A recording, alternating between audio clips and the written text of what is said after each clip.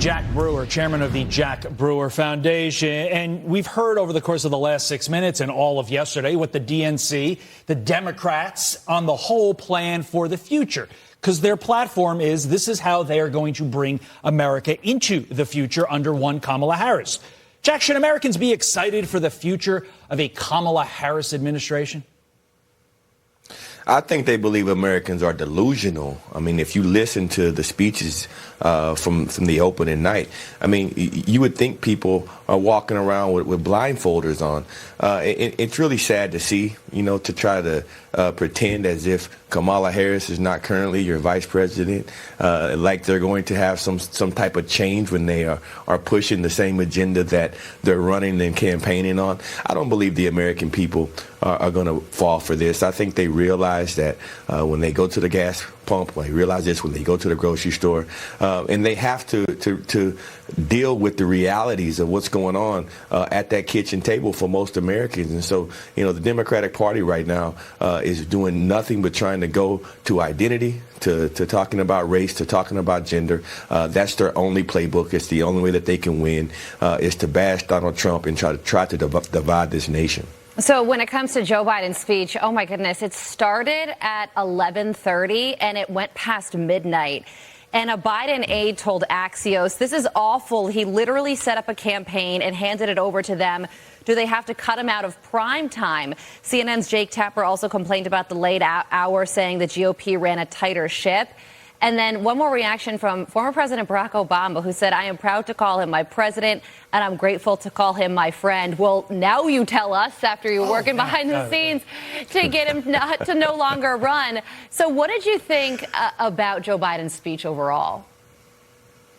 It's funny how all this is working. I mean, you hear Joe Biden, and you almost feel sorry for him. I mean, because he's this guy who they've kind of put in a corner.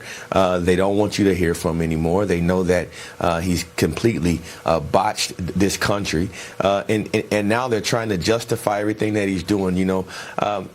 It's a sad day in America when your sitting president is speaking, as if he's already passed the torch. And, we're in a time when we're facing World War III, with real families have to make choices that unfortunately, inflation's gone up over 20%. And all of these issues that we're taking on as a nation right now, we have a president who's in the closet. And so I think his speech just vindicated that. I don't think that he had any substance. They don't speak about any real data. He starts to talk about the border and doesn't even mention a single time all these poor little boys and girls who are being raped and tortured and families that have been completely ripped apart. He's sitting right there as a president of the United States, sitting in a city where just this weekend you had 30 people shot, youth shot, kids shot, and you don't even mention that, and you're in that same place. If that happened in any other city around the world, you'd be mourning.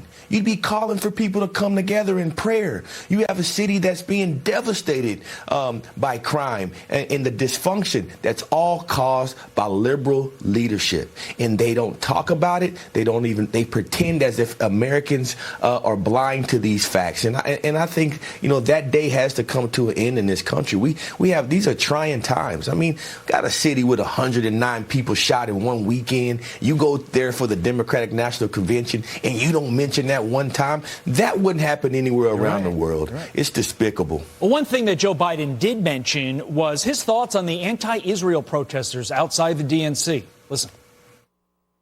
We're working around the clock, my Secretary of State, to prevent a wider war and reunite hostages with their families. And finally deliver a ceasefire and end this war. Those protesters out in the street, they have a point. So, Jack, according to Joe Biden, the people siding with Hamas, quote, have a point. Your reaction? It's a slap in the face to Israel. It's a slap in the face to anyone who has faith in this country, in dignity. They will say anything to appease anyone. They want everyone. They want every single voter block. They want to appease to everybody, and now they're appeasing the terrorists. It's unbelievable, the day that we're facing right now. This is just so reflective of the nation that we're starting to become. Our children are starting to believe this nonsense. Our anti-Semitism is on the rise. Racial divide in the country is at an all-time high. And identity is they're the only people that are pushing these policies. I mean, you didn't see this with the RNC. I was at the RNC. The RNC was a completely different vibe, a different feel, patriotic feel. You have the President of the United States siding with Hamas and terrorists. Yeah. It's unbelievable. Yeah, and these protesters got violent yesterday. They broke through the fencing, the first fencing surrounding the DNC, and some of them were arrested. And while they were doing it, they called for a global intifada. And then you have Joe Biden making his speech last night saying that those people have a point. Jack, thank you so much for joining us this morning.